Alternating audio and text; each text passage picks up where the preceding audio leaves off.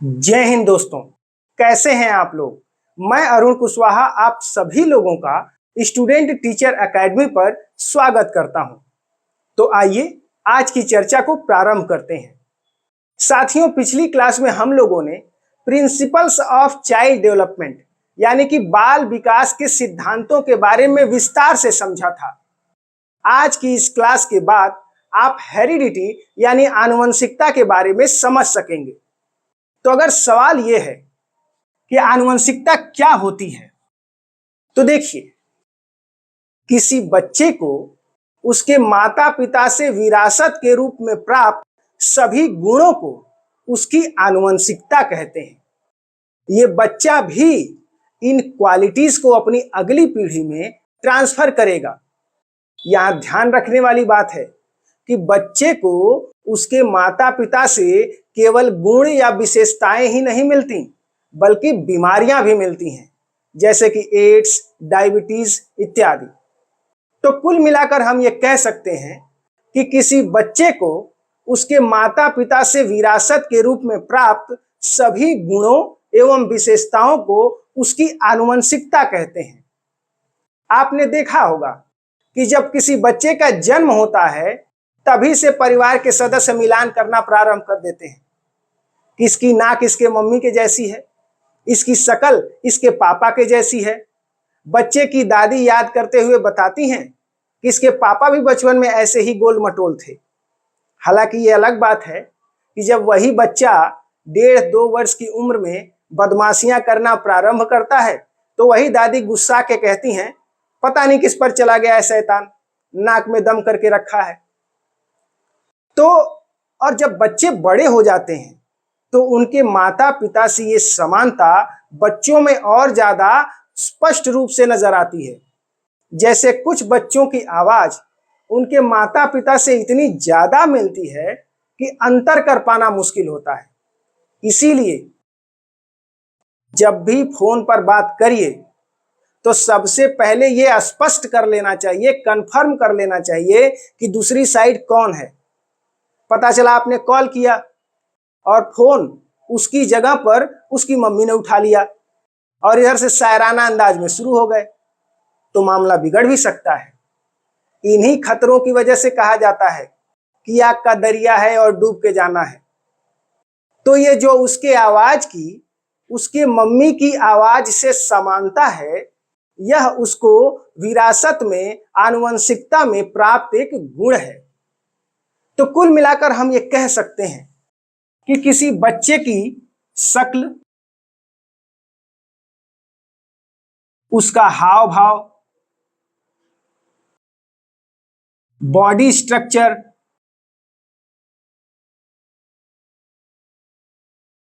यानी कि शारीरिक गठन, उसका इंटेलिजेंस यानी कि बुद्धि, बीमारियां इत्यादि बच्चे को उसके माता पिता से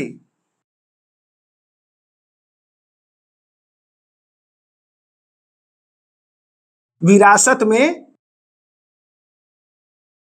प्राप्त होते हैं और इन्हीं को बच्चे की आनुवंशिकता कहते हैं।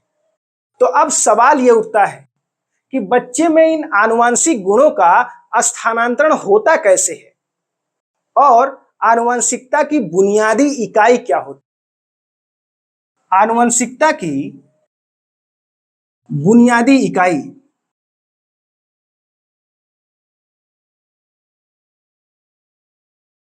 यानी कि बेसिक यूनिट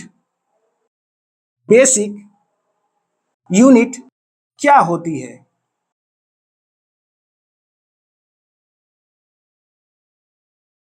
तो देखिए, आनुवंशिकता की बुनियादी इकाई यानी कि बेसिक यूनिट होती है जीन्स।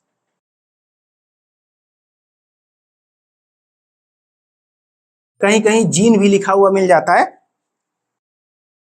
आनुवंशिकता की बुनियादी इकाई होती है जीन्स।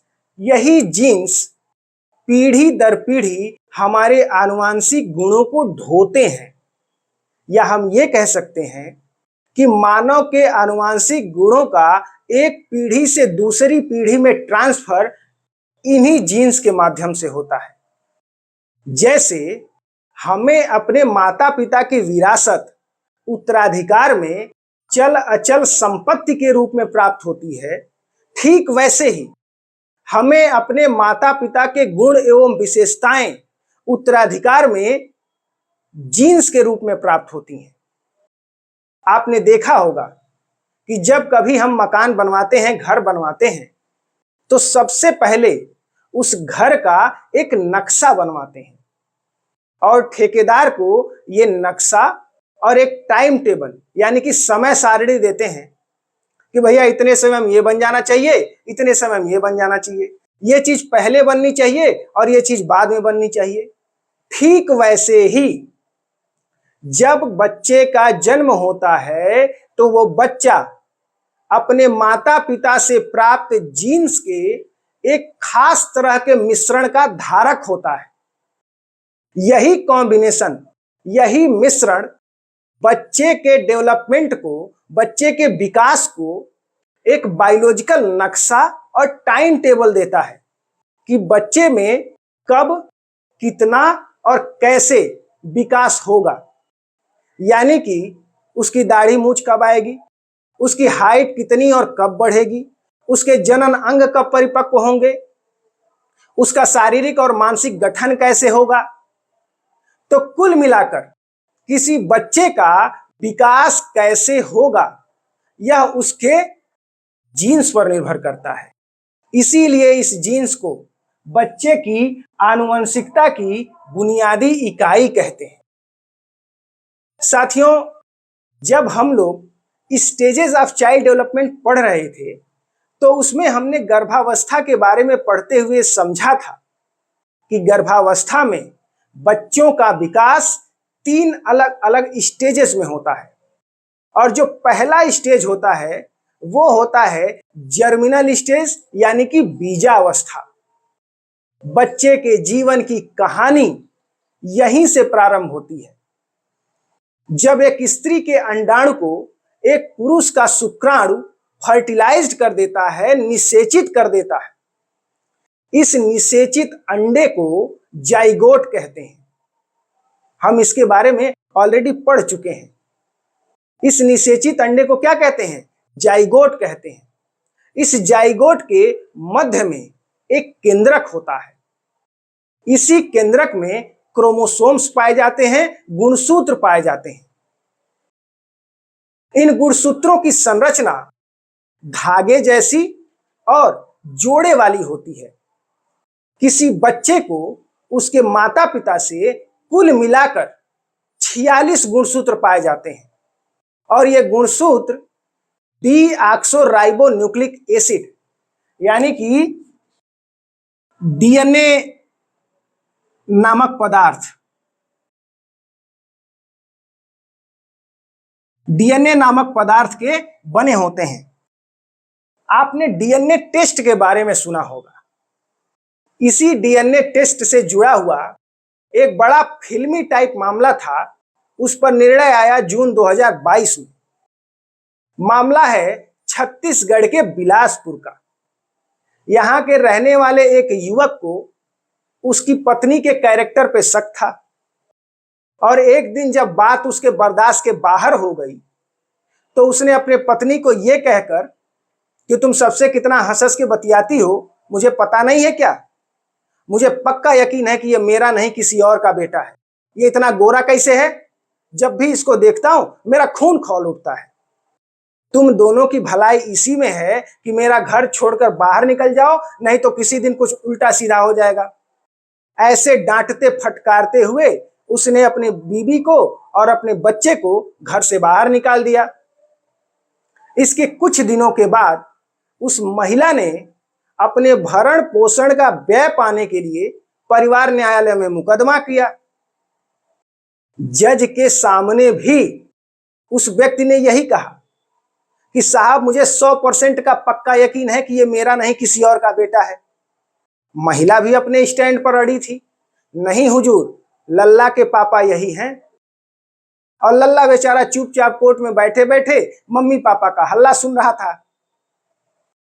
तो जब जज ने यह देखा कि दोनों पक्ष अपने अपने स्टैंड पर दृढ़ हैं, तो जज ने यह कहा कि लगता है इससे बात बनेगी नहीं, आप दोनों लोगों का डीएनए टेस्ट करवाना पड़ेगा। डीएनए टेस्ट हुआ, रिपोर्ट आई और रिपोर्ट में यह पता चला कि वो महिला सही कह रही थी।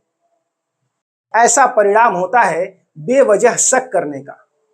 वो कहते हैं ना कि शक करने से भी खत्म हो जाते हैं कुछ रिश्ते, जिम्मेदार हर बार गलतियां नहीं होती।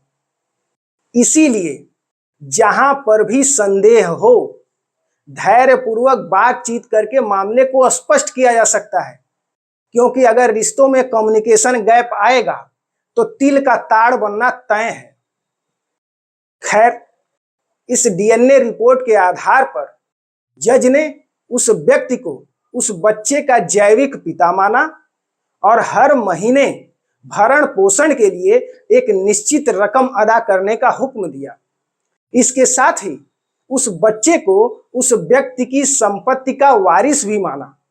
इतना विश्वसनीय होता है ये डीएनए रिपोर्ट। तो जैसा कि हम लोग पढ़ रहे थे कि गुणसूत्र डीएनए नामक पदार्थ के बने होते हैं और इन्हीं गुणसूत्रों पर ये जीन्स पाए जाते हैं। ये जीन्स आनुवांशिक निर्देश होते हैं, यानी कि इन जीन्स में एक खास तरह के प्रोटीन को उत्पन्न करने का आनुवांशिक निर्देश होता है और जिस तरह के प्रोटीन को उत्पन्न करने का निर्देश उस जीन्स में होगा, वैसा ही प्रोटीन बच्चे के शरीर में बनेगा और उसी प्रोटीन के आधार पर उस बच्चे का शारीरिक और मानसिक गठन होगा। जैसे कि मान लीजिए, अगर गोरेपन का प्रोटीन बना तो बच्चा गोरा हो जाएगा, अगर नाटेपन का प्रोटीन बना तो बच्चा नाटा हो जाएगा, अगर भूरे रंग की आंखों का प्रोटीन बना तो बच्चे की आंखें भूरी हो जाएंगी, अगर घुघराले बालों वाला प्रोटीन बना तो बच्चे के बाल घुघराले हो जाएंगे। तो कुल मिलाकर बच्चे के जीन्स में जिस तरह के प्रोटीन को उत्पन्न करने का आनुवांशिक निर्देश होगा, वैसा ही प्रोटीन बच्चे के शरीर में बनेगा और उसी प्रोटीन के आधार पर बच्चे का शारीरिक और मानसिक गठन होगा। यानी कि किसी बच्चे का विकास कैसे होगा यह निर्भर करता है उसकी जीन्स पर।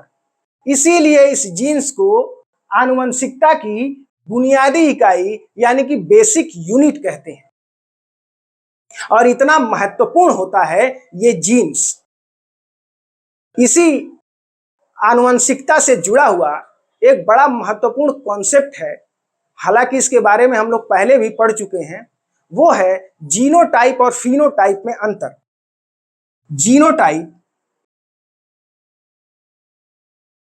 और इन दोनों में किस तरह का अंतर होता है, यह बड़ा महत्वपूर्ण है।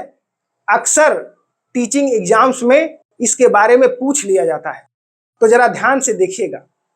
देखिए, किसी बच्चे को उसके माता पिता से जितना भी जेनेटिक मटेरियल मिला है उन सभी को मिला करके कहेंगे जीनोटाइप, और किसी बच्चे को उसके माता पिता से जितना भी जेनेटिक मटेरियल मिला है, आनुवांशिक गुण मिला है, उनमें से जो प्रभावी हो जाए उसको कहेंगे फिनोटाइप। एक उदाहरण से समझते हैं। मान लीजिए किसी बच्चे की मां गोरी है और पिता काले हैं और बच्चा गोरा पैदा हो गया, तो उस बच्चे के अंदर उसके माता और पिता से गोरेपन का भी जीन्स गया होगा, कालेपन का भी जीन्स गया होगा। इसको कहते हैं जीनोटाइप।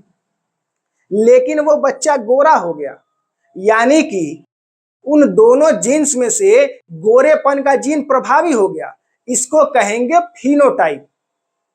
तो कुल मिलाकर हम ये कह सकते हैं कि किसी बच्चे को उसके माता पिता से जितना भी जेनेटिक मटेरियल मिला है उन सभी को मिला करके कहेंगे जीनोटाइप, और इन जेनेटिक मटेरियल्स में से जो भी प्रभावी हो जाए उसको कहेंगे फिनोटाइप। तो आज की क्लास में बस यहीं तक। ये वीडियो बहुत ज़्यादा लंबी ना हो जाए, इसलिए हेरिडिटी के जितने भी कॉन्सेप्ट्स बचे हैं उनको हम लोग अगली क्लास में समझेंगे। तो अगर ये क्लास आपको पसंद आई तो इसे लाइक करके चैनल को सब्सक्राइब कर दीजिए और बेल आइकॉन प्रेस करके इस वीडियो को शेयर कर दीजिए किसी ऐसे व्यक्ति के पास जिसके लिए यह वीडियो लाभकारी हो सके। तो आज की क्लास में बस यहीं तक। मिलते हैं अगली क्लास में, तब तक के लिए जय हिंद।